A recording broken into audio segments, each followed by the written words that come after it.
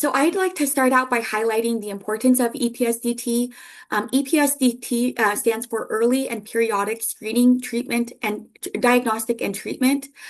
It is a legal entitlement that requires states to provide comprehensive preventive services, including behavioral health screens for children and adolescents enrolled in Medicaid. Despite this, as you say, behavioral health screenings were only about one-third of general EPSDT screening rates, even at their peak in 2021. What we see in the data really reflects a combination of structural and operational barriers. On the structural side, general screenings are deeply embedded into pediatric workflows and closely tied to quality metrics, whereas behavioral health screenings have not historically been treated the same way. For example, during our study period, behavioral health screening was not consistently measured or tied to accountability, as reporting was voluntary under the behavioral health core set used by CMS to monitor quality in Medicaid and CHIP. Importantly, CMS has recognized this gap. In 2022, the Center for Medicaid and CHIP Services released an informational bulletin, and more recently, CMS released an EPSDT behavioral health toolkit, which clarified and reinforced states' obligation to providing comprehensive behavioral health screening and follow-up services under EPSDT. These efforts signal a stronger federal emphasis on aligning policy with practice.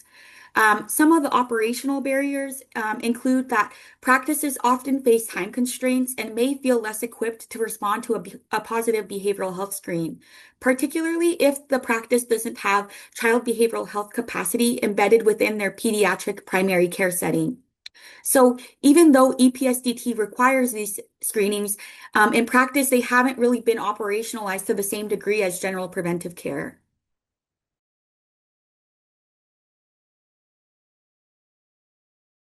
Yeah, so as a reminder, the core set of behavioral health measures is used by CMS to measure and evaluate progress toward improvement of behavioral health in Medicaid and CHIP.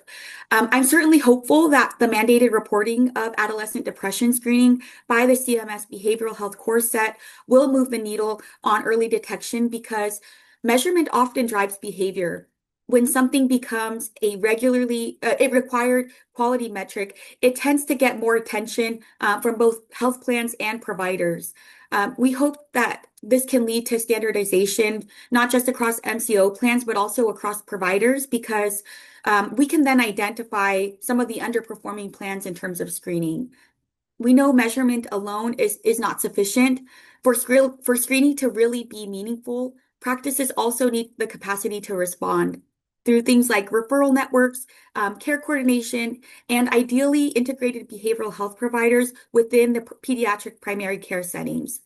So I see the requirement of reporting adolescent depression screening under the CMS core measure as a necessary first step that creates incentives, but it would definitely need to be paired with delivery system support to really to fully improve early detection.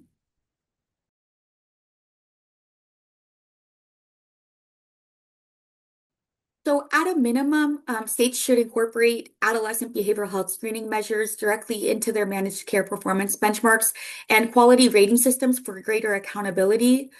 However, we should also understand what happens to a child once they do receive a positive behavioral health screen.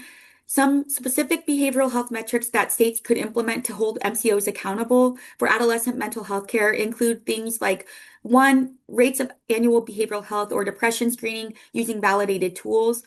Two, follow up after a positive screen. And three, and very importantly, connection to treatment or care within a defined time frame.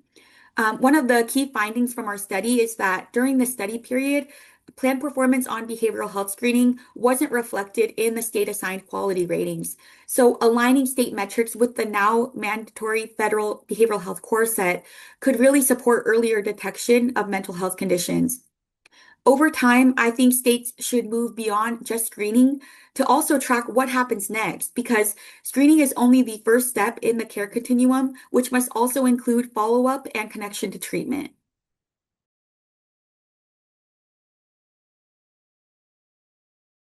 Yeah, this is a great question, and it was quite surprising to myself and to my co-authors.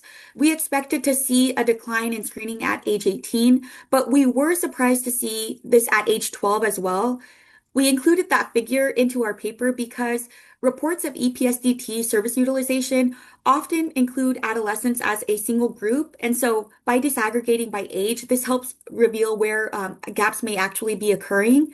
So while our study wasn't designed to directly test why screening is lowest at ages 12 and 18, the pattern is fairly consistent with key transition points in adolescents' lives. For example, at age 12, many children are transitioning from elementary school to either middle school or junior high. And so maybe those transitions could be a point where adolescents fall through the cracks.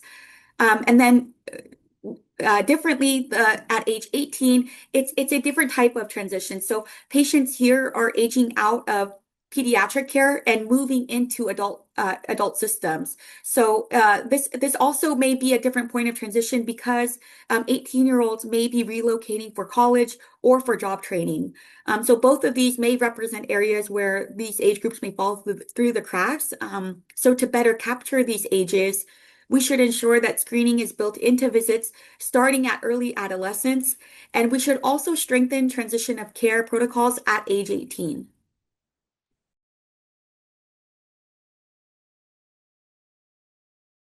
This is a great question, and I wish that our paper could have addressed this, but it wasn't the scope of our paper. But I do believe that integrated behavioral healthcare models have a lot of potential because it directly addresses one of the main barriers. What happens after a child or an adolescent receives a positive behavioral health screen? When behavioral health specialists are embedded in pediatric settings, there is a continuum that's built into the office, and screening becomes more actionable. Providers are more likely to screen if they know that there's a clear pathway to follow-up care. So overall, I do believe that integrated behavioral health care models can improve care coordination, reduce delays in treatment, and really make it easier for families to access services in a more familiar setting.